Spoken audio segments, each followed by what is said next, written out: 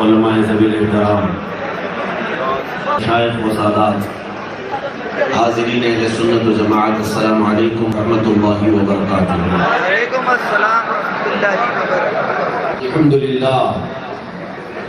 الحمد للہ الحنان المنان الذي دام على رسوله سيد الانس والجان وعلى آله وصحبه ذوي الخير والإحسان، أما بعد فأعوذ بالله من الشيطان الرجيم، بسم الله الرحمن الرحيم، ولله العزة ولرسوله وللمؤمنين ولكن المنافقين لا يعلمون۔ صدق الله مولانا العظيم وبلغنا رسوله النبي الأمين المتين المختار الكريم، ونحن على ذلك من الشاهدين والشاكرين والحمد لله رب العالمين۔ بارگاہ رسالت معاذ صلی اللہ علیہ وسلم میں درود پاک کا ہدیہ پیش کریں۔ اللهم صل على سيدنا شفيع نبينا مولانا محمد وبارك وسلم صلى الله عليه وسلم عليك يا رسول الله صلى الله تعالى عليه وسلم الكريم وبارك وسلم صلاة دائمة سرمدا أبدا۔ قرآن عظیم میں مولا کریم یوں ارشاد فرماتا ہے، عزت تو صرف اللہ کی ہے اور اس کے رسول کی اور ایمان والوں کی۔ بے شک سبحان اللہ۔ عزت تو صرف اللہ کے لیے ہے، رسول کے لیے ہے اور ایمان والوں کے لیے ہے، لیکن ساتھ میں مولا یہ بھی فرماتا ہے لیکن یہ بات منافقین نہیں جانتے۔ ہائے ہائے سبحان اللہ، کیا بات۔ منافقین کسی اور کی جوتیوں میں عزت ڈھونڈ رہے ہوتے ہیں، ایمان والوں کی حقیقی عزت ہم نے آج بھی دیکھا ہے۔ شہر ناگپور اپنی شہرت میں اور اپنی گناہوں خصوصیات میں پوری دنیا میں مشہور ہے، لیکن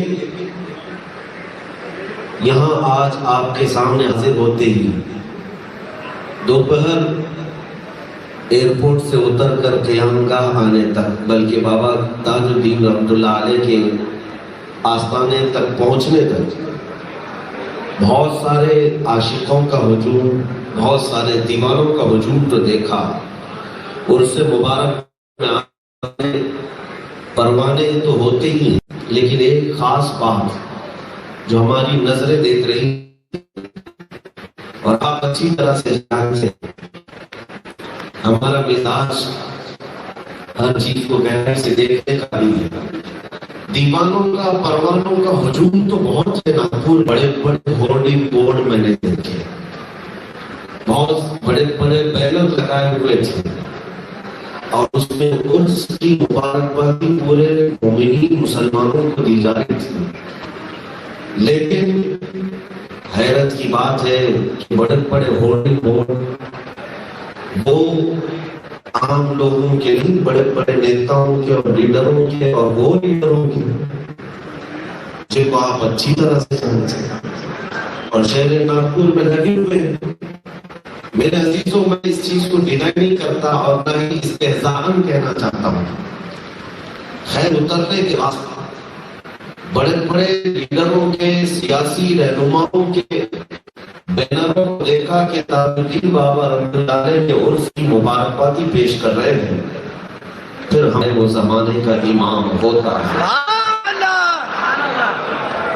آج بھی تم اس بات کو اگرچہ نہیں سمجھتے میرے عزیزو، عزت ایمان والوں کی ہی ہے۔ بے شک نبی پاک صلی اللہ تعالیٰ علیہ وسلم کی محبت میں اور ان کی غلامی میں اپنے آپ کو فنا کر دینے والے ایک مجذوب مرد قلندر کا نام تاج الدین ہے۔ سبحان اللہ۔ لوگ آج یہ سمجھتے ہوں گے کہ صرف وہ دیگوں سے مشہور ہیں، دلیا سے مشہور ہیں، یا بانٹنے اور خیرات میں مشہور ہیں، مگر ہماری نظریں دیکھتی ہیں کہ وہ عشق رسالت و آپ کی جلوہ گری ہے۔ سبحان اللہ۔ اس لیے کہ اس دنیا میں کوئی بھی ولی اللہ رب العزت کا وہ مقام نہیں پاتا جب تک میرے مصطفیٰ کا دروازہ نہیں کھٹکھٹاتا۔ سبحان اللہ، کیا بات ہے۔ اعلیٰ حضرت امام اہل سنت فاضل بریلوی فرماتے ہیں سبحان اللہ، خدا کا یہی ہے در، سبحان اللہ، کیا بات ہے، اور کوئی مفر مکھر کیا بات ہے۔ بے شک اللہ تک پہنچنے کی اگر کوئی بات کرتا ہے اور جو آج یہ سمجھتے ہیں کہ ہم صوفی ہیں. میں صوفیوں کا بڑا احترام کرتا ہوں، لیکن ہمارے نزدیک صوفی وہی ہے جو عاشق مصطفیٰ ہے. بے شک سبحان اللہ. ڈھکوسلے باباؤں کو صوفی نہیں کہا جاتا، انہیں کوفی کہا جاتا ہے. نبی پاک صلی اللہ تعالیٰ علیہ وسلم کے عشق کو جو اپنے سینے میں جگہ دیتا ہے اور شمع جلاتا ہے وہ حقیقی صوفی ہے. اور اعلیٰ حضرت فرماتے ہیں بخدا خدا کا یہی ہے در. اللہ تک پہنچنے کی بات کرتے ہو تو دروازہ یہی ہے میرے مصطفیٰ، نہیں اور کوئی مفر مکر. مفر اور مکر کا مطلب جانتے؟ مفر کہتے بھاگنے کی جگہ اور مکر کہتے ٹھہرنے کی جگہ. اگر رسول پاک کو چھوڑ دیا تو نہ بھاگنے کی جگہ ہے نہ ٹھہرنے کی جگہ.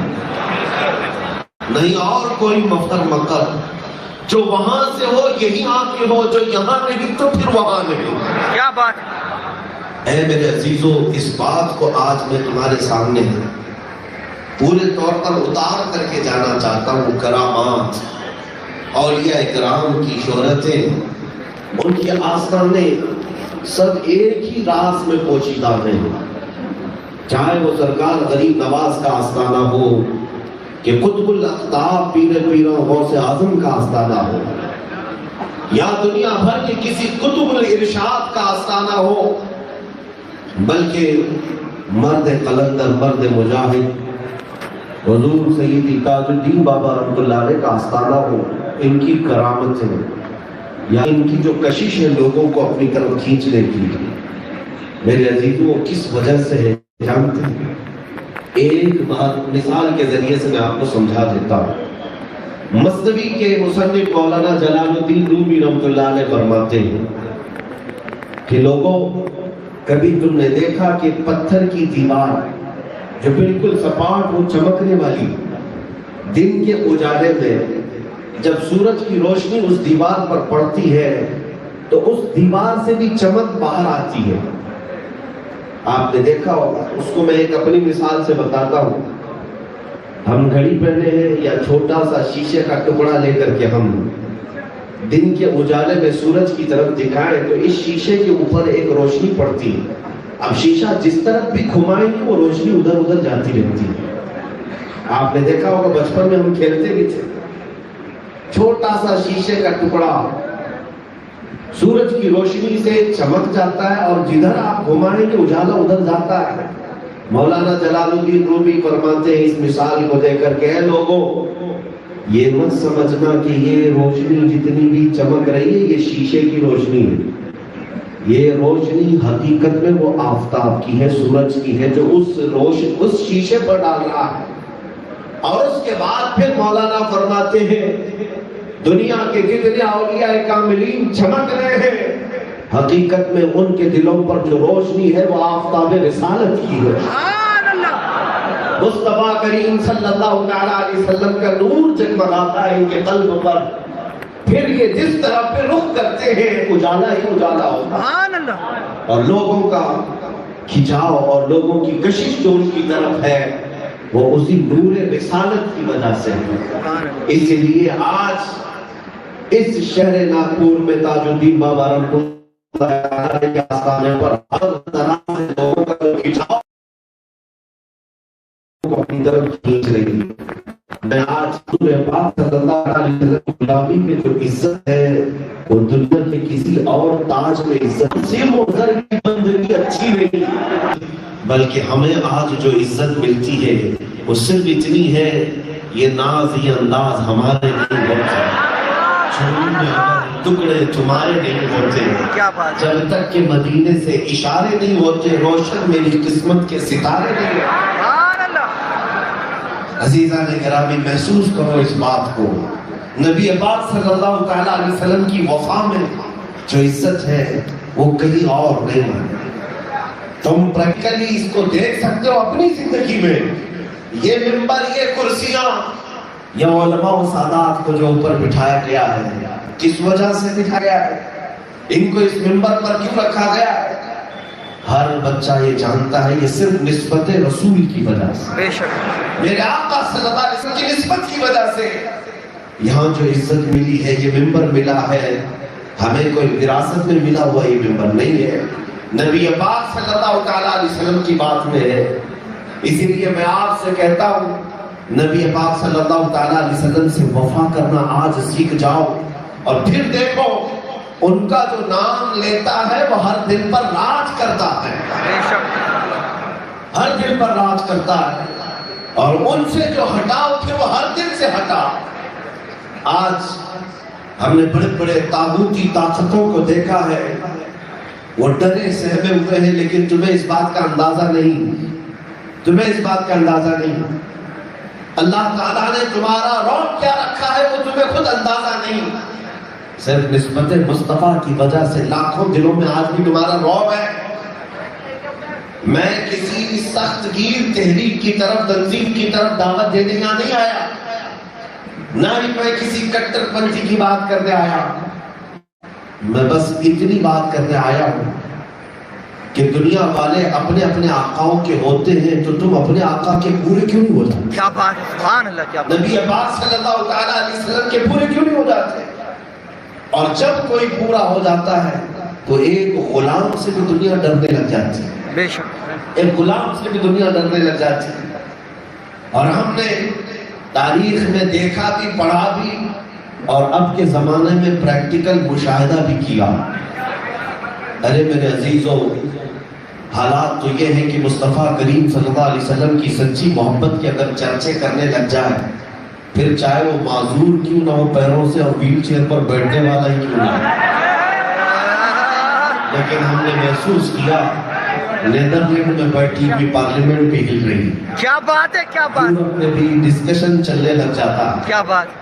اور پھر ہمیں یہ اندازہ ہوتا ہے کہ یہ طاقت نہ داڑھی کی ہے نہ ٹوپی کی ہے، یہ طاقت صرف مدینے کے تاجدار کی۔ کیا بات ہے، سبحان اللہ۔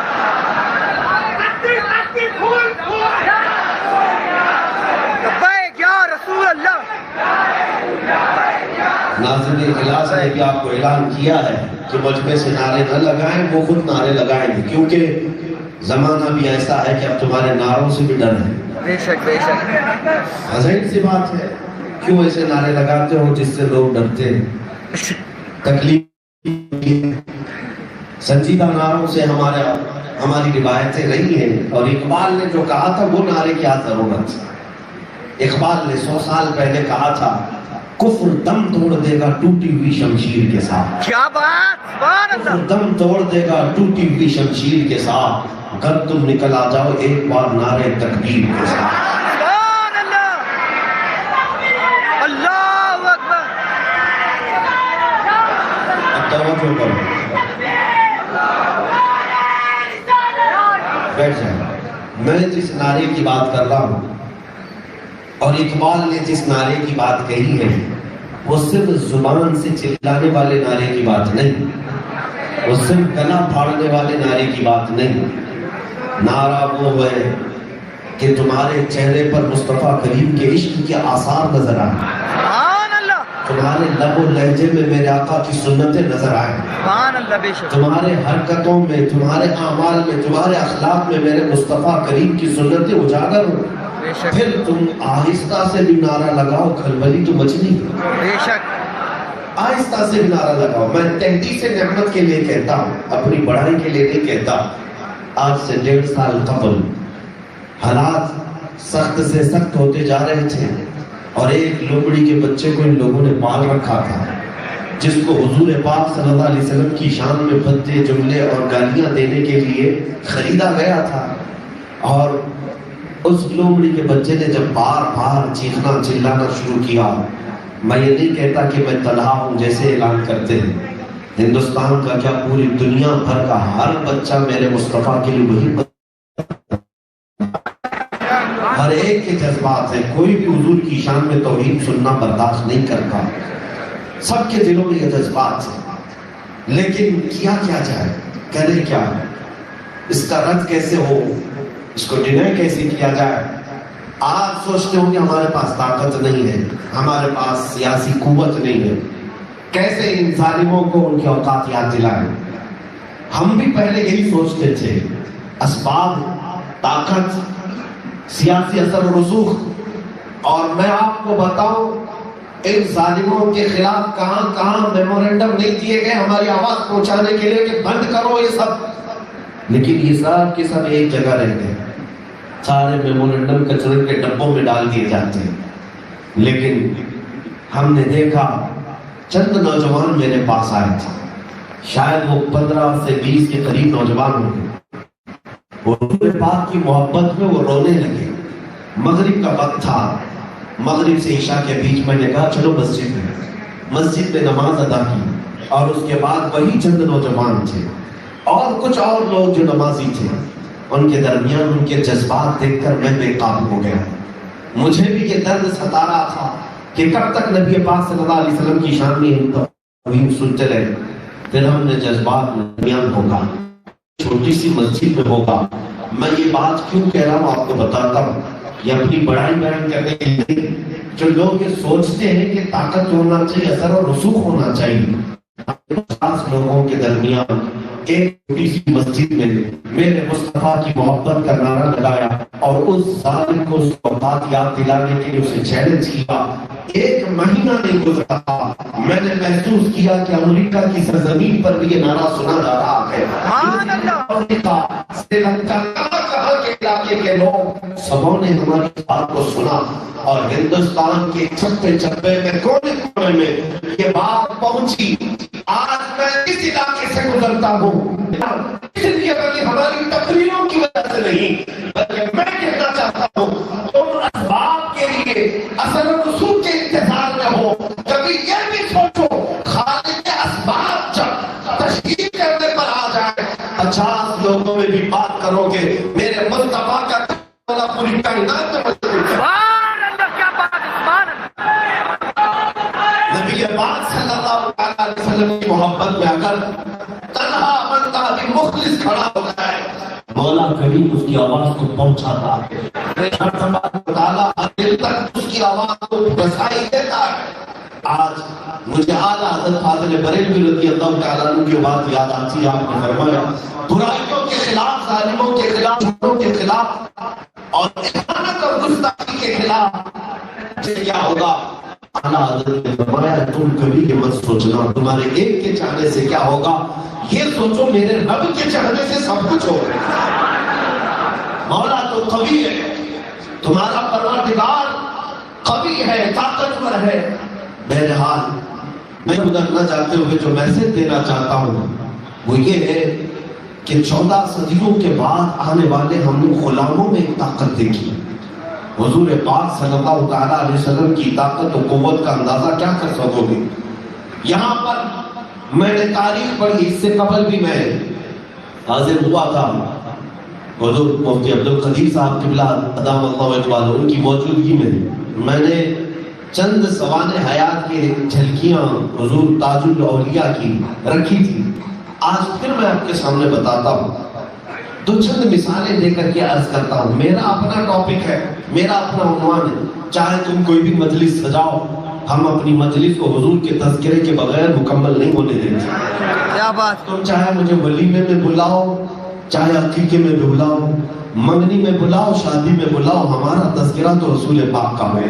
بے شک۔ اور ہم یہ چاہتے ہیں کہ غلاموں کا تذکرہ حضور کے وہ بھی اس لیے کیا جاتا ہے کہ آقا کی محبت بڑھ جائے اور حضور پاک صلی اللہ تعالیٰ علیہ وسلم کی محبت تمہارے سینوں میں بڑھ جائے۔ تاج الاولیاء کے دربار میں آنے والے لوگوں، بہت سارے لوگوں نے الگ الگ انداز سے اپنی اپنی باتیں دیکھی ہیں۔ دو چند مثالیں آپ کے سامنے رکھتا ہوں۔ میرے صاحب جو لوگ آج یہ چھویں گوئیوں میں مصروف ہیں کہ نبی پاک کو کتنا علم تھا، اینٹ پیچھے کا تھا کہ دیوار پیچھے کا تھا، ان ظالموں کو ابھی یہ خبر بھی نہیں ہے۔ حاضر و ناظر و نور و بشر و غیب کو چھوڑ شکر کر کہ وہ تیرے عیبوں کو چھپائے ہوئے۔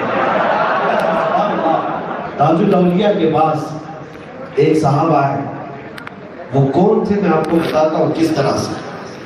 عرفات کے میدان میں ایک بزرگ نے حضور تاج الاولیاء کو دیکھا دعا کرتے ہوئے، ان کے دل میں یہ بات آئی کہ یہ بہت پہنچے بزرگ ہوں گے۔ مصافحہ کیا اور پوچھا آپ کہاں سے ہیں؟ آپ نے فرمایا میں ہندوستان کے ناگپور شہر سے۔ انہوں نے کہا کوئی اور پتہ آپ کا؟ کہا میں ناگپور کی پاگل کوٹری میں رہتا ہوں۔ پاگل کوٹری کا پتہ دیا اور اتنا کہہ کر کے آپ بھی رخصت ہو گئے۔ وہ بزرگ کہتے ہیں کہ میں حج کی ادائیگی کے بعد دل میں یہ طے کر لیا تھا کہ میں جاؤں گا ہندوستان میں اور ڈھونڈوں گا، اس بزرگ سے ملنے کا اشتیاق بڑھ گیا تھا۔ وہ آئے ناگپور پہنچ کر کے انہوں نے پتہ پوچھا یہاں پاگل کوٹری کہاں ہے؟ لوگوں نے ان سے کہا تم پاگل ہو، یہاں کون سی پاگل کوٹری ہے، ایسا کوئی پتہ نہیں ہے۔ پھر اس بزرگ نے حلیہ بتایا، اس انداز کے ایک بزرگ کو میں نے دیکھا تھا، کیا وہ یہاں رہتے ہیں؟ لوگوں نے کہا کہ ہاں۔ انہیں لے آئے، جب یہاں آئے سنیں حضور تاج الاولیاء اپنے مریدین اور اپنے خدام کو پہلے ہی بتا چکے تھے، 1 گھنٹے پہلے ایک عرفاتی بھائی میرا آنے والا ہے۔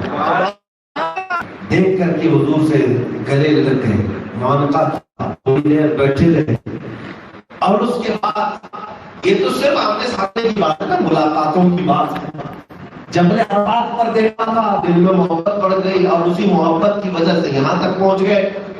اب دل میں یہ خیال آیا کہ حقیقت میں اللہ کی ولی ہے، پہنچے ہوئے ہیں، تو کوئی کشف و کرامت یا کوئی ایسی بات میں ان کو دیکھوں، وہ سوچتے ہوئے بیٹھے تھے۔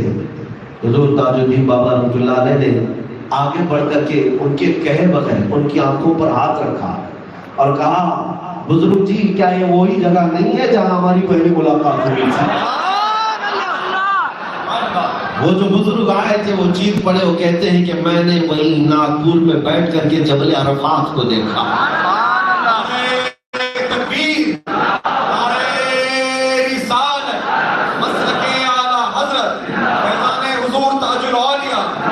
وہیں بیٹھے بیٹھے جبل عرفات میں وہ ہمیں پہنچائے اور کہا کیا یہ وہی جگہ نہیں ہے جہاں ہماری پہلی ملاقات ہوئی تھی؟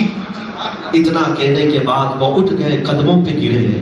میرے عزیزوں، اب میں آپ کو بتانا چاہتا ہوں 14 صدیوں بعد آنے والا میرے نبی کا ایک غلام اور ہزاروں کلومیٹر دور سے آنے والے کے دل کے حالات بھی جانتا ہے، اور سامنے بیٹھنے کے بعد وہ کیا سوچ رہا ہے یہ بھی جانتا ہے، اور اسے کہاں تک پہنچانا یہ بھی جانتا ہے۔ تو پھر میرے مصطفیٰ کے قدموں کی برکت کیا ہے؟ نبی پاک صلی اللہ علیہ وسلم کی طاقت کا اندازہ کر سکتے ہو؟ ایک بار یہی تاج نگری میں آپ تانگے میں سفر کر رہے ہوتے ہیں، تانگے میں سفر کر رہے تھے، ایک صاحب جو روایت کرتا ہے وہ کہتے ہیں میں دوڑا دوڑا تانگے کے پیچھے چل رہا تھا، آپ نے کہا آ جاؤ ہمارے ساتھ سواری، بٹھا دیا۔ وہ صاحب کہتے ہیں کہ اچانک مجھے غشی سی طاری ہونے لگی، میں نے دیکھا کہ ہمارا تاج سبحان اللہ، اور کئی لوگ وہاں دعوت سے ملاقات بھی کرتے رہے۔ سبحان اللہ، یہ عصر سے مغرب کے بیچ کا وقت ہے، عصر کے بعد آپ تانگا لے کر باہر نکلے۔ وہ صاحب کہتے ہیں میں کندھار کی سرزمین کو دیکھا، افغانی پٹھانوں سے ملاقات بھی کی، کچھ چیزیں بابا نے انہیں دے بھی دیا، کچھ ان سے لیا بھی، سب کی خیر خیریت پوچھی اور فلاں فلاں کا نام لیا۔ اس کے بعد کہا کہ چلو اب واپس جانا ہے۔ واپس آئے، مغرب کی اذان ہو رہی تھی اور ناگپور میں موجود تھے۔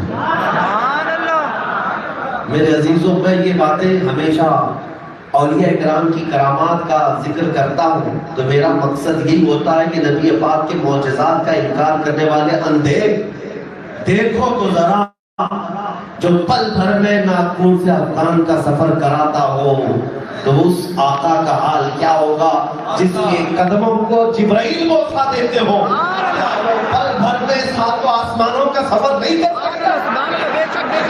نبی پاک صلی اللہ تعالیٰ علیہ وسلم کے غلاموں کا یہ حال ہے کہ جب وہ چاہیں اپنے غلاموں کو پوری دنیا کی سیر کرائیں۔ عزیزان اکرام وقار، یا اولیاء اکرام جو آتے ہیں وہ میرے مصطفیٰ کی طاقت کا اظہار کرانے آتے ہیں۔ تم ان بحثوں میں پڑے ہوئے رہتے ہو، ان اولیاء کے آستانوں پر آؤ، دل کھل جائے گا، نبی پاک کی عظمت اور تمہارے دلوں میں بڑھ جائے گی، تمہیں پتہ چل جائے گا۔ عزیزان اکرام وقار، ایک صاحب ہے ताज उल औलिया से मुरीद होने के शौकीन थे और वो कहते हैं कि मैं नागपुर इस इरादे से निकलने वाला था। वो नागपुर से 100 किलोमीटर दूर रहते थे। रात को ख्वाब में देखा कि हजरत तशरीफ फरमाए वजू कर रहे हैं, उससे रोशनी निकलती। वजू के बाद हजरत ने फरमाया तुम भी? वो साहब कहते मैंने भी वजू कर लिया और बाबा के हाथ में हाथ दिया, मुसाफा किया। ताजुल औलिया ने मुस्कुरा करके कहा कि ठीक है जाओ। ये ख्वाब की बात थी, ख्वाब की बात थी। सुबह उठे, उनके दिल में ये ख्याल हुआ कि अब मुरीद होने का इशारा पूरा मिल गया, मुझे जाना चाहिए। वो आए नागपुर शहर। दूसरा दिन था या तीसरा दिन था जब नागपुर पहुंचे तो इत्तेफाक ऐसा है कि बाबा के तांगे की सवारी निकली हुई थी और लोगों की भीड़ थी। दौड़े दौड़े मुसाफे के लिए भाग रहे थे। साहब कहते मैं भी दौड़ा दौड़ा जा रहा था तांगे के पीछे कि हज़रत से एक बार मुसाफा कर। जब बहुत भीड़ हो गई, ये साहब कहते हैं कि मैं तांगे के आगे आ गया। मैं जवान था, दौड़ते दौड़ते सामने आ गया। दौड़ रहे हो, रात को मुसाफा किया, वो काफी है, खामोश हो जाओ। अजीज़ान गिरामी, ये जो कल्बी हालात हैं, ये कश्फ करामात के तज़किरे अगर मैं छेड़ूं पूरी रात में सुनाऊंगा ताजुल औलिया की बारगाह में। इतने तवातुर के साथ जो ताजुल औलिया के कश्फ करामात कलमबंद किए गए, बहुत एक लंबी फहरिस्त है। चंद मिसालें आपके सामने रखा, वो सिर्फ ये बताने के लिए कि लोगों आओ इन आस्थानों पर और फिर देखो 14 सदियों बाद गुलाम की ताकत का हाल ये है कि वो लोगों के दिलों के हालात पढ़ सकता है, लोगों को पल भर में इधर से उधर पहुंचा सकता है, उनकी हाजतें पूरी कर सकता है। बल्कि मद्रास में कुछ आए हुए लोग कहते हैं एक बार हम ये मन्नत करके आए थे कि यहाँ बाबा के यहाँ जाएंगे, लंगर पकाएंगे और लोगों में तकसीम करेंगे। वो आए और बड़ी देर चढ़ा और पकाने के लिए जब चूल्हा लगाया अचानक बारिश शुरू हो गई। इतनी तेज बारिश की लकड़ियां बह गई, चूल्हा बंद हो गया। अभी लगा ही था कि चूल्हा बंद हो गया और बारिश बरसती रही, देर चढ़ी रही, सब भाग गए और करीब वाले लोग इस काफिले वालों का मजाक उड़ाने लगे, तुम्हारी नीयत अच्छी नहीं थी, तुम्हारी नीयत बुरी थी, इसलिए देखो आग जली नहीं पाई, लकड़ियां बुझ गई और तुम्हारी देख वैसी रह गई। थोड़ी देर वो मायूस बैठे हुए थे। ताजुल औलिया की बारगाह में एक कैदी को लाया गया, एक कैदी जिसको सजाए मौत हुई थी। वो इजाजत लेकर के हजरत की कदमबूसी के लिए आया हुआ था। कहा कि अपनी बारगाह में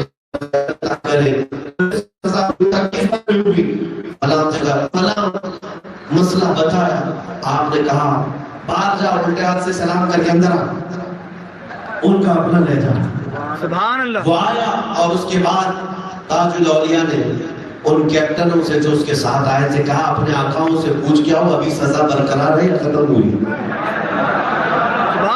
वो गए और उसके बाद उस कैदी को ताजुल औलिया ने बिठाया और वो जो मदरासी काफिला आया था उनसे कहा जाओ जो तुमने लंगर पकाया है इस बेचारे को भी खिलाओ, भूखा आया है, काफी देर दूर से आया है। वो मायूस बैठे हुए थे, चूल्हा बुझा हुआ है, बारिश अभी भी बरस रही है। बाबा ने कहा उठते क्यों नहीं? वो गए तो देखा गरम गरम देख पकी हुई हो।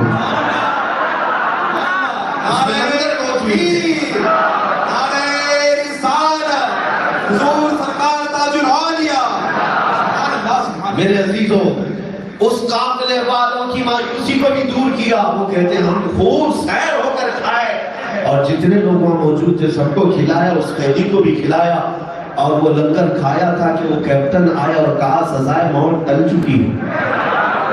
हम इन आस्थानों में क्यों आते हैं मेरे अजीजों? इसीलिए कि मौला हम पर आए हुई आफतों को टाल दे, मुसीबतों को दूर कर दे। यही तो हमारा भी नजरिया होता है। अब आओ मेरे अजीजों, इनको ये विलायत, इनको ये तख्त ताज, इनको ये जो करामात मिली है किस वजह से मिलती है?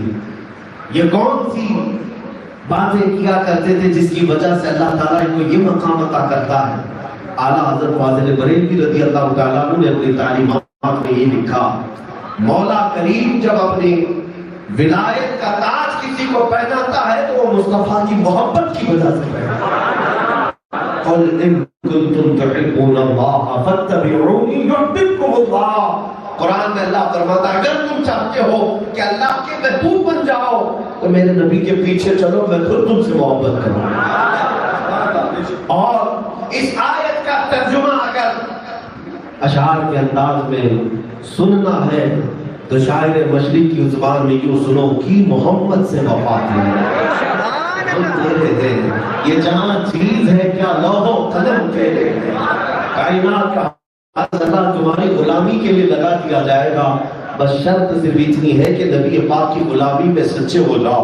آپ کو پتا ہے آج لوگ یہ ڈرے سہمے ہوئے جو موجود ہیں ان کا ڈر میں نکالنا چاہتا ہوں، حالات کا رونا روتے ایسا ہو جائے گا ویسا ہو جائے گا، کچھ نہیں ہوگا۔ یہ کائنات میرے آقا صلی اللہ علیہ وسلم کے لیے سجائی گئی ہے، جب تک مولا کریم نہیں چاہے گا ہمارا بال بیکا بھی نہیں ہوگا، کچھ نہیں ہونا ہے۔ اسلام کے متعلق مسلمانوں کے متعلق جو پروپیگنڈا ہیں یہ نئے نہیں ہیں میرے عزیزوں، کربلا کی داستانیں 1400 سال سے سنے آ رہے ہو۔ ہر دور میں یزیدی فتنے اٹھتے رہے، ہر دور میں شبیر جنم لیتے بھی رہے۔ آپ کو یہ پتہ نہیں ہوگا بغداد کو ایسے تاخت و تاراج کیا گیا تھا کہ پورے بغداد میں خون بہایا گیا تھا، اتنا کہ گھوڑے کی ٹاپ پورے مسلمانوں کے خون سے لال ہوتے تھے، اور لوگوں نے یہ سوچ لیا تھا مرکز اسلام تھا بغداد، اس کو توڑ دو سب ختم ہو جائے گا۔ لیکن کیا چنگیز نے اسلام کو ختم کر لیا؟ کیا ہلاکو نے اسلام کو ختم کر لیا؟ کیا یزید نے اسلام کو ختم کر لیا؟ کوئی ایسا ظالم و جابر جس نے تاریخ میں اپنے ظلم کی داستان لکھی ہے کیا اسلام کو ختم کر چکے؟ جب تمہیں تاریخ معلوم ہے ان بڑے بڑے ظالموں نے اسلام کے اس پودے کا کچھ نہیں بگاڑا، تو 5 سال کی نشیڑی حکومتوں سے خوف حیران میں رہنے کی ضرورت نہیں، کسی طرح سے ڈر کی ضرورت نہیں۔ ہم یہ کہتے ہیں اسلام تیری نبض نہ ڈوبے گی حشر تک، اسلام تیری نبض نہ ڈوبے گی حشر تک، تیری رگوں میں رواں خون ہے شہریار کا۔ آپ کیوں خوف میں؟ بس میں ایک بات ضرور کہنا چاہوں گا، کوئی غلط قدم مت اٹھاؤ، تم اللہ کے بندے ہو، رسول کی امت ہو، میرے آقا صلی اللہ علیہ وسلم سے نسبت اگر ہے تو کیا یہ جرم ہے تمہارا؟ کیا یہ جرم ہے؟ اس بات سے ڈرتے ہو؟ بلکہ ہونا یہ چاہیے۔ دنیا والے یہ دکھاتے ہیں اپنے جسموں پر کہ ہم بنا کے فین ہیں، بنا کے فالور ہیں۔ ایک فلم کیا دیکھ رہی اس کے طرز طریقے کو اپنا لیا، بالوں میں ڈیزائن کر لیا، کپڑوں میں ڈیزائن کر لیا، اور وہ اظہار کرتے بتاتے ہیں ہم فلاں کے فین ہیں۔ اے غلاموں، تم کیوں اظہار نہیں کرتے کہ تم آمینہ لال کے فین ہیں؟ اس بات کا ڈر، کیا تم ٹوپی چھپا کر کے لوگوں کو راضی کرنا چاہتے ہو؟ داڑھی چھلا کر کے یہ سوچتے ہو کہ لوگ اس سے راضی ہو جائیں گے؟ ہرگز یہ تم سے راضی نہیں ہوں گے۔ ایک بات یاد رکھو، دنیا کی رضا کے لیے تم اپنے آپ کو بدلتے رہ جاؤ گے، پھر بھی یہ تم سے کبھی نہیں راضی ہوں گے۔ ہم جب ان لوگوں کو دیکھا ہے 40 سال سے بچارے کسی پارٹی میں اور کسی نیتا چوٹیاں اٹھانے میں اپنی زندگی سر کر چکے، لیکن آج وہ حاشیہ بردار ہے، آج ان کو کنارے پر پھینک دیا گیا ہے، اس لیے کہ یہ ایسی لیلا ہے جو روز شمار بدلتی ہے۔ آج تم اپنا مدینے کے تاجدار کے پاس دیے ہوتے، اور ایسا حیرت مند رسول ہے، دنیا میں بھی طرح نہیں چھوڑ تم دیکھو گے ایک ہاتھ میرے کندھے پر چادر کھڑی ہوگی اور چادر کھسک کھسک کر کے گر رہی ہوگی، اور میں ایک ہاتھ میں اپنی چادر سنبھالتا ہوں گا اور دوسرے ہاتھ سے اپنے امتیوں کو پکڑ پکڑ کر جنت لے جاتا ہوں۔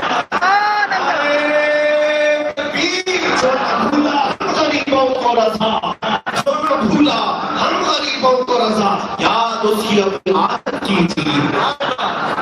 حضور پاک صلی اللہ علیہ وسلم کی غلامی میں شرم کس بات کی ہے؟ کس بات کا جھٹک، کس بات کا آر؟ بلکہ میں نے یہ محسوس کیا 1-2 سال قبل دلی کی سرزمین پر میرا جانا ہوا تھا۔ ہم نماز کے ساتھ جاتے ہیں، جہاں بھی جاتے ہیں الحمدللہ، کچھ دیکھتے ہیں، کچھ لوگ دل کے دیکھتے ہیں، ہمیں اس سے فرق نہیں پڑتا، جلو کڑو کچھ اظہار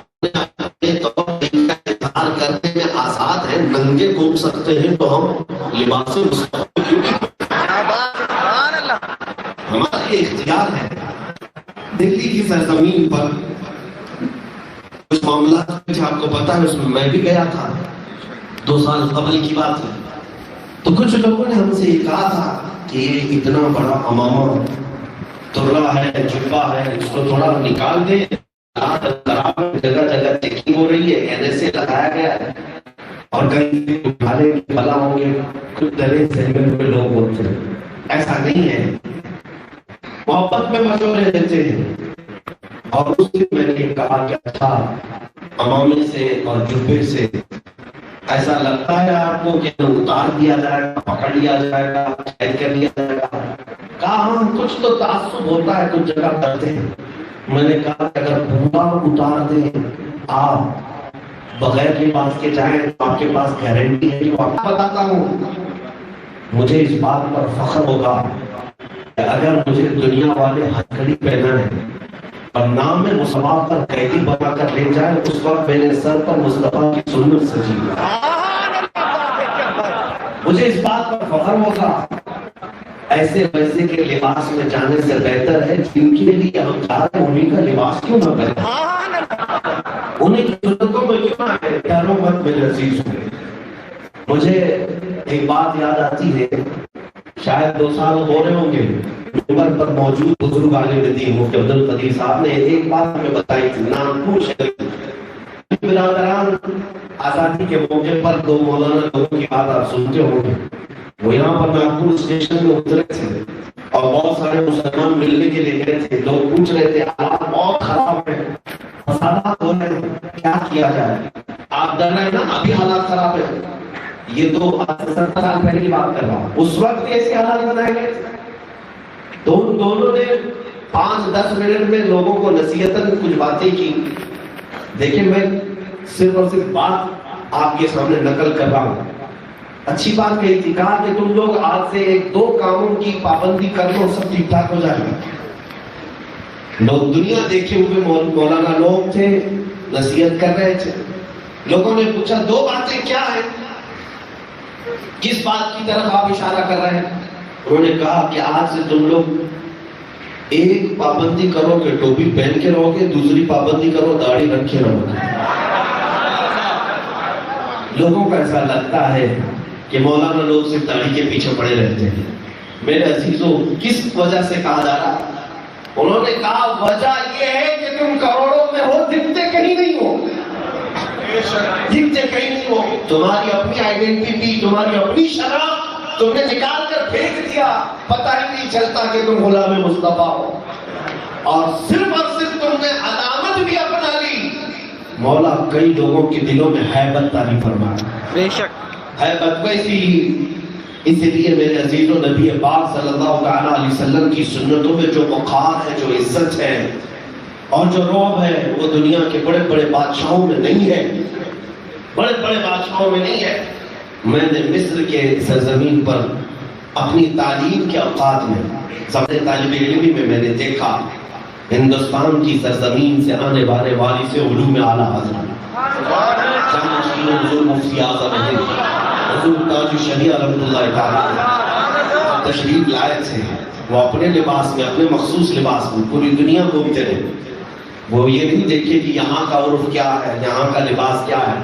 وہاں کے علماء سوٹ بوٹ بھی پہنتے ہیں، بڑے بڑے علماء ہوتے ہیں لیکن سوٹ بوٹ پہ بھی رہتے ہیں. حضرت جب تشریف لائے تھے وہ اپنے وقار کے ساتھ، اپنے امامہ کے ساتھ، لیکن جب میں خود حاضر رہا وقت کے بڑے عالم دین وہاں کے، جن کو گرینڈ امام کہا جاتا ہے، ان کے پاس اپوائنٹمنٹ لیا جاتا ہے. پوری دنیا سے آنے والے وقت ملنے کے لیے آتے ہیں تو 10 منٹ 15 منٹ یا 5 منٹ دیے جاتے ہیں. ہم وہاں پر متحرک تھے. حضرت کے آنے سے پہلے ہم بھی موعد لے کر کے آئے تھے، وقت لے کر کے آئے تھے. ہمیں 15 منٹ کا ٹائم دیا گیا تھا. جب حضرت تشریف لائے تو پہلا اتفاق ایسا تھا کہ وہ 70 سالہ شیخ اپنے مشیخہ، اپنے پارلیمنٹ سے اتر کر کے نیچے حضرت کی گاڑی پر تشریف لائے، ہاتھ پکڑ کر کے اندر لا رہے تھے، اور ہم وہ جلوہ پہلی مرتبہ دیکھ رہے تھے. کہ جو شیخ الازہر یا جو گرینڈ امام پورے عرب علماء میں، پورے عرب کنٹریز میں سب سے بڑی حیثیت رکھتا ہے، وہ ایک اعلیٰ حضرت کے شہزادے کا ہاتھ پکڑ کر لائے تو صحیح 10 منٹ کا ٹائم تھا، لیکن 1 گھنٹہ 20 منٹ تک بیٹھے رہے، حضرت سے گفتگو کرتے رہے، حضرت کے موقف کا احترام کرتے رہے۔ اس کے بعد میں نے دیکھا ہے ایک بہت بڑے شخص تھے، اس محفل کے بعد حضرت اس وقت دیکھتے نہیں تھے، کسی نے کہا آپ کے ساتھ جو گفتگو کر رہے ہیں بڑے عالم تو ہیں، بخاری کے حافظ ہیں، لیکن وہ ٹائی پہنے ہوئے ہیں۔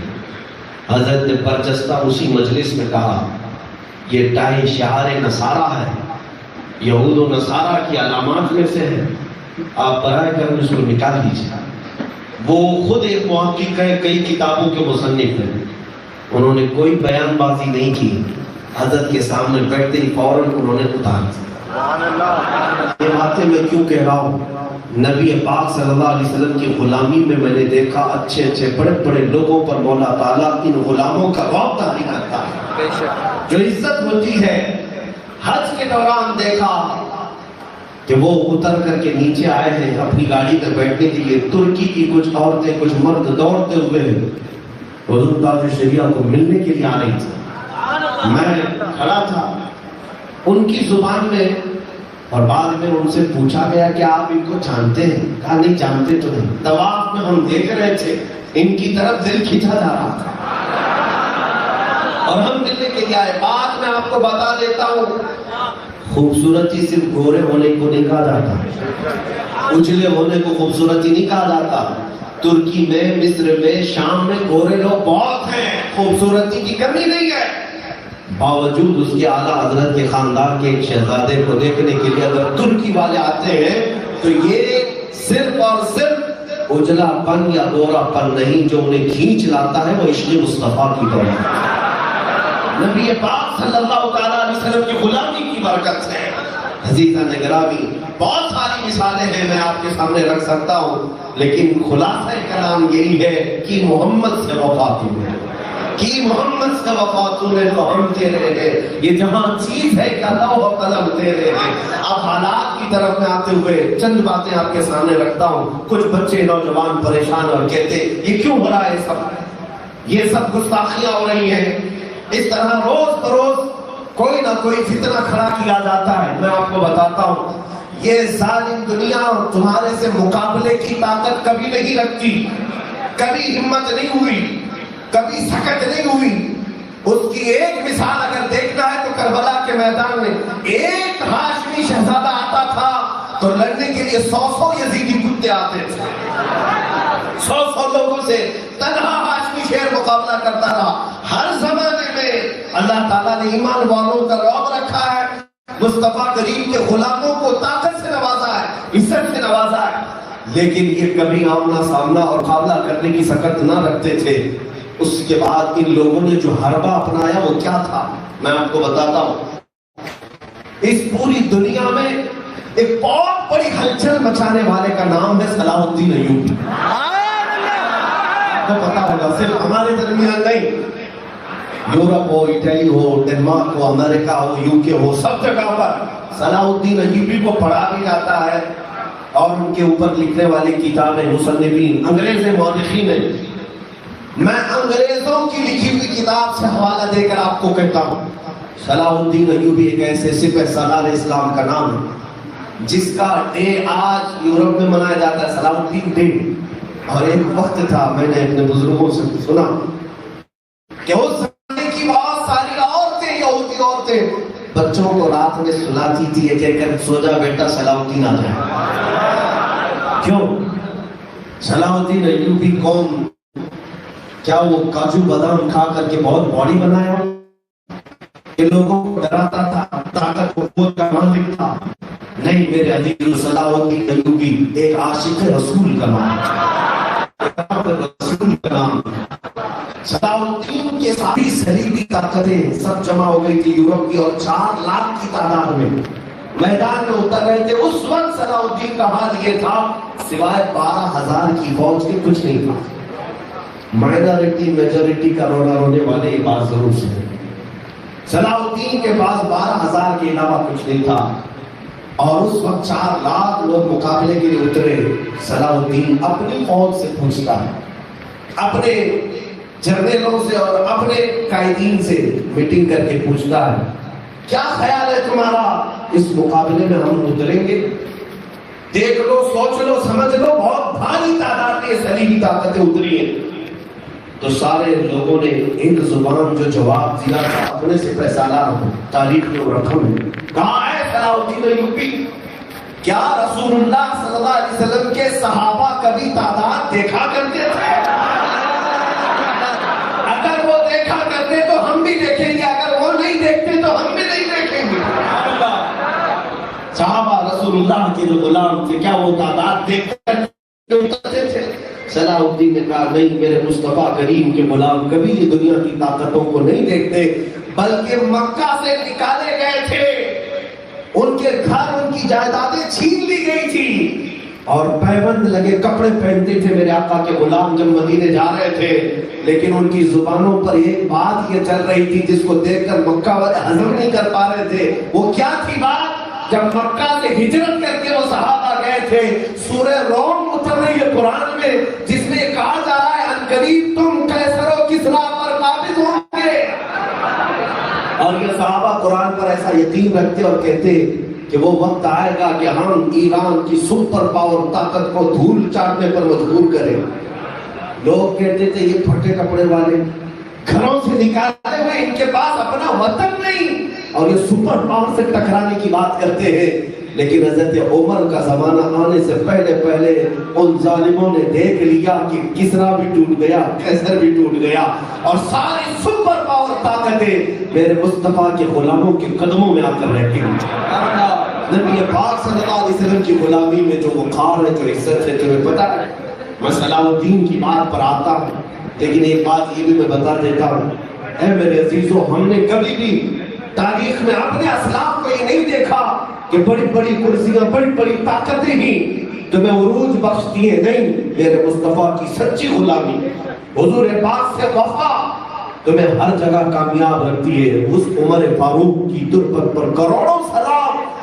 جب کسریٰ بادشاہ کے دربار سے لایا ہوا مال غنیمت مدینے میں پہنچایا گیا تھا امیر المومنین کے پاس، اس مال غنیمت میں ایک قالین آیا تھا. کسریٰ بادشاہ کی کرسی جس پر رکھی جاتی تھی وہ دنیا کا سب سے مہنگا قالین تھا. اگر کوئی اس قالین پر بیٹھ جاتا تو وہ دنیا میں فخر کرتا تھا. وہ قالین بھی مال غنیمت میں مدینہ پہنچا. صحابہ نے امیر المومنین کے پاس پہنچایا کہ اس قالین کو کہاں بچھائیں. عمر ابن خطاب رضی اللہ تعالیٰ عنہ نے اس قالین کا کیا کیا؟ محراب میں بچھاتے، منبر پر لگا دے. نہیں، فرمایا مسجد نبوی کے دروازے کے باہر رکھے، ہر کوئی اپنے پیر پوچھے اور اندر آئے تاکہ دنیا کو پتہ چلے دنیا جن قالینوں پر بیٹھ کر فخر کرتی ہے وہ محمد عربی کے غلاموں کی دھول میں ہوا ہے. تکبیر،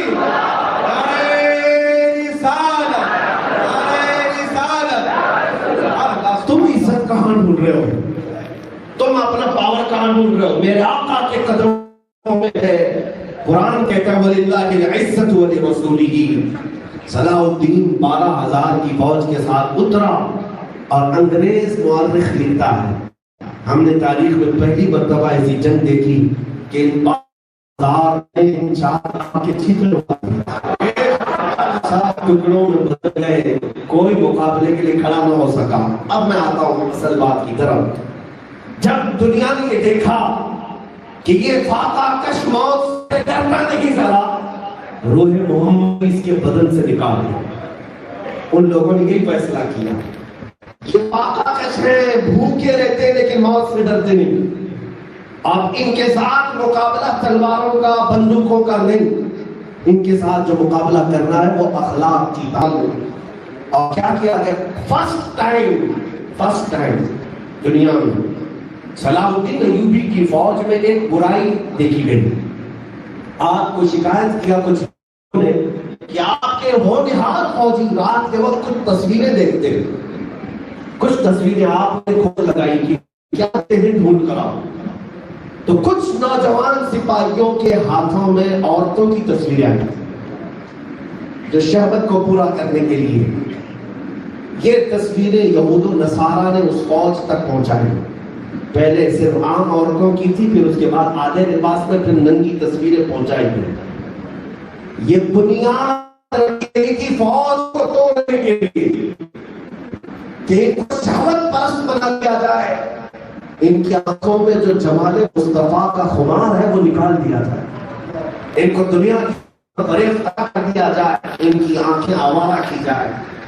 اور یہ بنیاد رکھی گئی تھی، اور اس سازش کا آج نتیجہ یہ ہے کہ بیج جو انہوں نے بویا تھا آج میں بہت بڑے درد کی شکل پورنوگرافی کی شکل میں موجود ہے. یہ پورنوگرافی کیا ہے؟ گندی فلمیں، گندی اوریاں تصویریں تمہارے آج ہر موبائل تک پہنچا دی جاتی ہیں تاکہ تم تنہائی اپنی آنکھوں کو بے حیا کر لو، اخلاق کا قتل کر دو. تمہاری آنکھیں میرے مصطفیٰ کو دیکھنے کی طلب ہی نہ رکھے، تم اسی میں مصروف ہو جاؤ اور دنیا اس میں کامیاب ہوتی رہی. 2020 میں لاک ڈاؤن کے ٹائم پر میں نے ایک رپورٹ دیکھی جو انٹرنیٹ پر سرچ کرنے والے لوگ ہوتے ہیں 25 سے 30 سال تک کے لوگ یا 18 سے 25 سال کے ایوریج کے جو نوجوان، انہوں نے جو سرچ کیا تھا سرچ رپورٹ میں 90% سرچ صرف پورنوگرافی، صرف گندی تصویریں سرچ کی گئی ہیں، صرف اور صرف بے حیا فلمیں دیکھی گئی ہیں. تمہیں پتا ہے ہالی ووڈ بالی ووڈ کارٹون دنیا سے زیادہ کمائی یہ گندی فلموں کے اندر رکھی گئی ہے. یہ بہت بڑی لابی ہے، بہت بڑی انڈسٹری ہے. یہ آج میں بات کیوں کہہ رہا ہوں میرے عزیزوں؟ آتا ہوں اسی بات کی طرف. یہ بیج بو کر دیکھ چکے، اب یہ درخت بن چکا، ہر ایک کے گھر میں پہنچا دیا، ہر ایک کے ہاتھ میں پہنچا دیا. ہر نوجوان اپنے آپ کو بچانا آج بہت مشکل سمجھ رہا ہے، بہت مشکل دور آ گیا. سچ بات کہوں، افیون، کوکین، ہیروئن جو نشہ کی چیزیں ہیں یہ چھوٹ سکتی ہے، انٹرنیٹ کا نشہ چھوٹنا بہت مشکل ہے. اس کو ایڈکٹ بنا دیا گیا نوجوانوں کو. ہزاروں بچے صرف پبجی میں ہلاک ہوئے، ان کو ایڈکٹ بنایا گیا. نشہ جیسا ہوتا ہے، اور آپ کو ایسا لگ رہا ہوگا یہ نشہ کیسے ہو سکتا ہے؟ ایک دن بند کر کے دیکھو تمہارے ہاتھ پیر کانپنے لگیں گے. بند کر کے دیکھ لینا پریکٹیکلی. میں نے دیکھا ہے، لوگوں پر ایکسپیریمنٹ کیا ہے، اس لیے بتا رہا ہوں. صبح سے شام تک فیس بک نہیں دیکھا، واٹس ایپ نہیں دیکھا، انسٹاگرام نہیں دیکھا، یہ بے چین ہونے لگ جاتا ہے. کھانے کی طرف توجہ نہیں، لیکن یہ دیکھنے کی طرف توجہ زیادہ ہے. اسے ماں باپ پکارتے رہتے ہیں، اس کا کوئی احساس نہیں، لیکن وہ پہلے اپنے آئے ہوئے ان میسیجز کو دیکھے گا، چیٹ کرے گا. یہ تمام پوری دنیا نے تمہیں اس میں مصروف کر دیا. اب میں آپ کو بتاتا ہوں، 10 سال سے تمہیں اس چیز کا نشہ دیا جا رہا ہے. اب نشہ کو آزمانے کا وقت آ گیا. بات سمجھ رہے قریب؟ جن نوجوانوں نے مجھ سے سوال کیا تھا یہ حالات کیوں ایسے بنے، میں ان کا جواب دے رہا ہوں.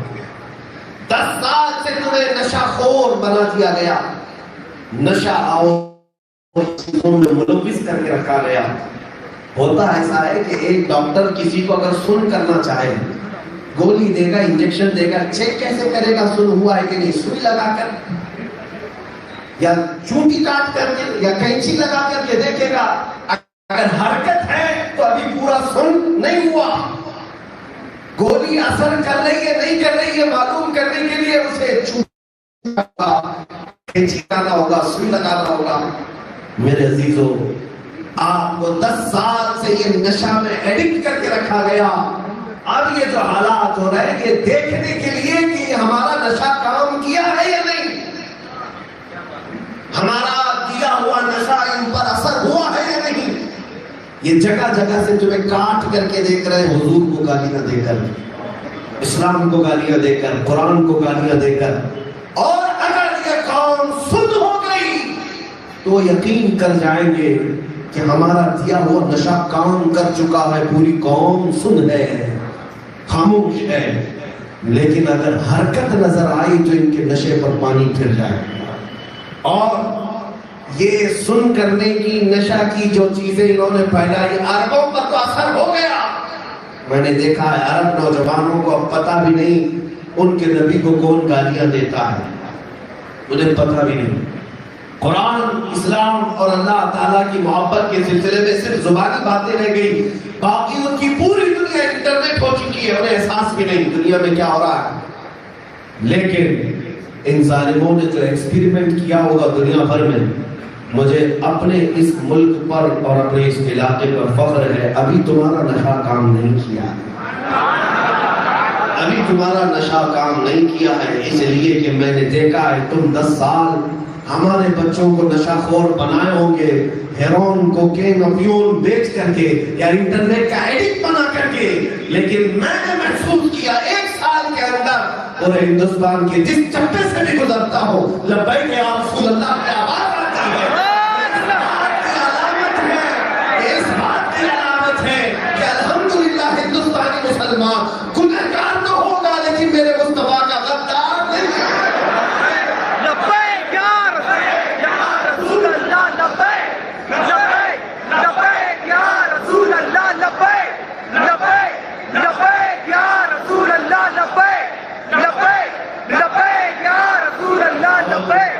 میرے عزیزو، نبی پاک صلی اللہ علیہ وسلم کی محبت کی روح نکالنے کے لیے پچھلے 100 سال سے محنت کی جا رہی ہے. بس تمہارا اتنا سا کام کرنا کہ اگر میرے مصطفیٰ کریم کا نام آ گیا تو ہر چیز چھوڑ پھر دنیا کو دیکھنا. وہ 100 سال محنت کرے، 500 سال محنت کرے، سب دھرا کا دھرا رہ جائے گا. ایک یہودی بھی بہت بڑا عالم ہے، PhD کیا ہوا ہے، اور اس نے یہ بات لکھی ہے کہ ہم نے مسلمانوں کا بغداد تباہ کیا، طرابلس تباہ کیا، لیبیا کو ختم کر دیا، مراکش ختم ہوا اور غرناطہ ٹوٹ گیا، کہاں کہاں ہم نے فسادات سب کر کے دیکھ لیے. ان کو چلا وطن کیا، ان کے بچوں کو مارا، ان کے گھروں کو نکالا، ان کی حکومتیں چھینی، سب ہو گیا. لیکن پھر یہ جمع ہو جاتے ہیں، پھر یہ جمع ہوتے ہیں. PhD میں اس نے جو ریسرچ کیا، 20 سال ریسرچ کرنے کے بعد ایک سادہ لو مسلمان سے وہ اپنی بات کر رہا تھا. اس مسلمان نے پوچھا تمہاری ریسرچ آخر بتاتی ہے کہ پھر ان کو ہزار توڑنے کے بعد کون جمع کرتا؟ ان کا تو قائد بھی نہیں ہے، ان کے پاس تو لیڈرشپ بھی نہیں ہے، ان کے پاس مضبوط کمیونٹی لیڈر بھی نہیں ہے، پھر کون جمع کرتا ہے؟ وہ ربی یہودی سر جھکا کر کہتا ہے وہ نام محمد جمع کرتا ہے. میرے مصطفیٰ کریم صلی اللہ علیہ وسلم کا نام ایسا ہے کہ پھر انہیں جمع کر دیتا ہے. سچ بتاؤں میرے عزیزوں، میں نے سال بھر میں محسوس کیا ہے ہوں گے ہمارے 1000 اختلافات، ہوں گے ہمارے 1000 جھگڑے، لیکن جب مدینے کے تاجدار کی بات آتی ہے ہر مسلمان اپنے جھگڑے پیچھے چھوڑتا ہے، آمینہ کے لال کو پہلے مقام پر دیکھتا ہے.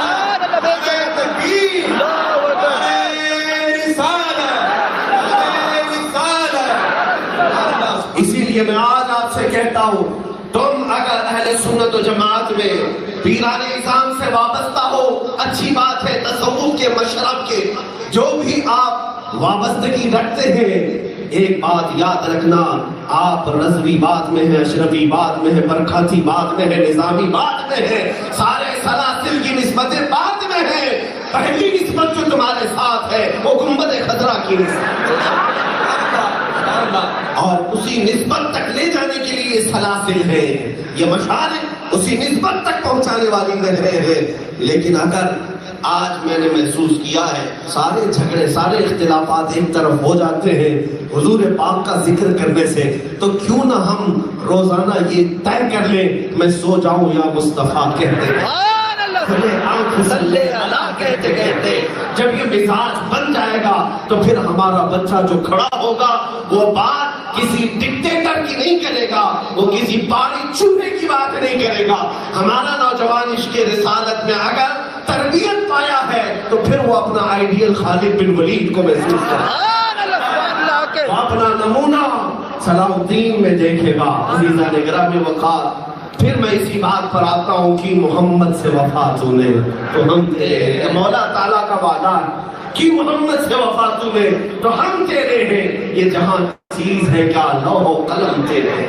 اس نبی پاک صلی اللہ تعالیٰ علیہ وسلم کی وفا کر کے دیکھو, اس نبی نے تنہا کبھی نہیں چھوڑا, بے شک بے شک کبھی نہیں چھوڑا. میرے عزیزوں, تحدیث نعمت کے لیے میں کہتا ہوں, میں نے اپنی زندگی میں, بہت مختصر سی زندگی میں, وہ حالات بھی دیکھے ہیں, بہت سارے ایسے حالات دیکھے جہاں پر پہنچنے کے بعد مجھے ایسا لگتا اب کوئی راستہ نہیں ہوگا, لیکن پھر چند ہی ثانیے کے بعد ہم ان مشکلات سے ایسے نکلتے جیسے میدے کے آٹے میں پھنسا ہوا بال آسانی سے نکلتا ہے. اور پھر ہم نے یہ دیکھا, ہر جگہ محسوس کیا, کئی علاقوں میں اور کئی جگہ پر تحقیق کے نام پر, جانچ کے نام پر, تفتیش کے نام پر جو ڈرایا دھمکایا جاتا ہے. اگر تمہارا دامن صاف ہے تو ڈر کبھی نہیں لگے گا. بے شک دامن صاف ہے تو ڈر کبھی نہیں لگے گا. ہم بات کرتے ہیں عشق مصطفیٰ کی, میرے آقا صلی اللہ علیہ وسلم کی محبت کی. سچ بتاؤ, پھر ہم یہ چوڑا دل چوڑا سینہ کر کے یہ کہہ سکتے ہیں تم کیا خاک مٹاؤ گے. ہمارا تو یہ کہنا ہے, امام زمن برادر اعلیٰ حضرت تو یہ کہتے ہیں, ہم وہاں کی سپاہیوں کے بارے میں بھی یہ کہتے ہیں, قیامت کے سپاہیوں کے بارے میں, وہاں کے سپاہیوں کے بارے میں بھی کہتے ہیں, ڈھونڈا ہی کرے صدر قیامت کے سپاہی, ڈھونڈا ہی کرے صدر قیامت کے سپاہی, وہ کس کو ملے جو تیرے دامن میں چھپا. نبی مکرم صلی اللہ علیہ وسلم سے وفا, اس لیے کہ ایک روایت یہ بتاتی ہے قیامت کے دن کچھ لوگوں پر میرے آقا پردہ ڈالے ہوں گے, کچھ کو اپنے دامن میں چھپائے ہوں گے, اور فرشتے اس کا نام لے کر ڈھونڈ رہے ہوں گے, فلاں بن فلاں کہاں ہے, کہیں دکھتا نہیں ہے, اسے ڈھونڈا جا رہا ہے. آج اس کی سزا ہو سکتی ہے, اس کا حساب ہونا ہے, لیکن برادر اعلیٰ حضرت کہتے ہیں وہ کس کو ملے جو تیرے دامن میں چھپا. کیا بات ہے. ناز کرو میرے عزیزوں میرے مصطفیٰ کی نسبت پر اور ان کی غلامی پر. آخر میں جاتے جاتے ایک بات میں عرض کر دیتا ہوں, اس نبی مکرم صلی اللہ تعالیٰ علیہ وسلم سے وفا کے لیے جتنی باتیں میں نے کی ہیں, یہ اولیاء اکرام کا یہی میسج رہا, یہی پیغام رہا. ان کے جو ہوں گے اللہ تبارک و تعالیٰ پوری کائنات میں تمہیں سرخرو رکھے گا. بے شک ان کے جو ہم غلام تھے خلق کے پیشوا, ان سے پھرے جہاں پھرا پھرائی کبھی وقار. تمہیں کیا ایسا لگتا ہے کہ میں حضور کی سنتوں پر آ جاؤں گا تو دنیا چھوڑنا پڑے گا, میری نوکری چھوٹ جائے گی, دوست احباب مجھ سے دور ہو جائیں گے؟ یہ 4 دن کی بھی دوستی نہیں ہے, یہ وہ دوست ہیں جو تمہیں قبر میں ڈال کر, مٹی ڈال کر تنہا چھوڑ کر آئے. تم پکارتے رہ جاؤ گے کہ 1 گھنٹہ میری قبر پر کوئی بیٹھ جائے, ان میں سے کوئی بیٹھنے کو تیار نہیں ہوگا, تمہارا عزیز بھائی بھی, تمہارا باپ بھی, تمہارا بیٹا بھی. لیکن تمہیں پتا ہے قبر کی تختیاں بند ہونے کے بعد ایک ذات آتی ہے میرے مصطفیٰ, روشنیاں اجالے لے کر کے آتے ہیں اور تمہاری گھبراہٹ کو دور کرتے ہیں. اسی لیے میں کہتا ہوں قبر میں جب تمہیں مصطفیٰ کریم کی روشنی کی حاجت ہے, اور قیامت کے دن تمہیں پتا ہے, حدیث سنا ہوگا نا, آدم علیہ السلام سے لے کر عیسیٰ علیہ السلام تک مخلوق گھومتی رہے گی, سارے نبی کیا کہیں گے, اذهبوا الی غیبی. اس بھرے مجمع کے اندر اگر کوئی کہتا ہے میں تمہاری سفارش کروں گا, وہ میرا آقا و مولا. حدیث سنا کہ نہیں سنا؟ جب تمہیں قبر میں اس نبی کی حاجت ہے, روشنی کی حاجت ہے, اور حشر میں بھی اس نبی کی سفارش اور شفاعت کی حاجت ہے, تو پھر بریلی کے امام کو کیوں نہیں سنتے جو پیغام دے کر گیا, آج لے ان کی پناہ, آج مدد مانگ ان سے, آج لے ان کی پناہ, آج مدد مانگ ان سے, کل نہ مانگیں گے قیامت میں اگر مانگ گیا. اور اسی وجہ سے ہم فخر بھی اس بات پر کہتے ہیں انہیں جانا, انہیں مانا, نہ رکھا غیر سے کا, للہ الحمد میں دنیا سے مسلمان گیا. عزیزان گرامی, میں یہ وعدے کے ساتھ کہتا ہوں, ہم نے جو تاریخ میں پڑھا بھی ہے, دیکھا بھی ہے, اور اپنی زندگیوں میں دیکھا, اس نبی پاک سے تنہائی میں محبت کرنے والا مجموع میں بھی سرشار رہتا ہے. اللہ کے حبیب صلی اللہ علیہ وسلم اس کو کس مقام پر پہنچاتے ہیں, ایک تاریخی بات کے ذریعے سے بات گفتگو کو میں اپنے سمیٹتا ہوں. حضرت ابو اللہ صبر قندی اپنی ایک روایت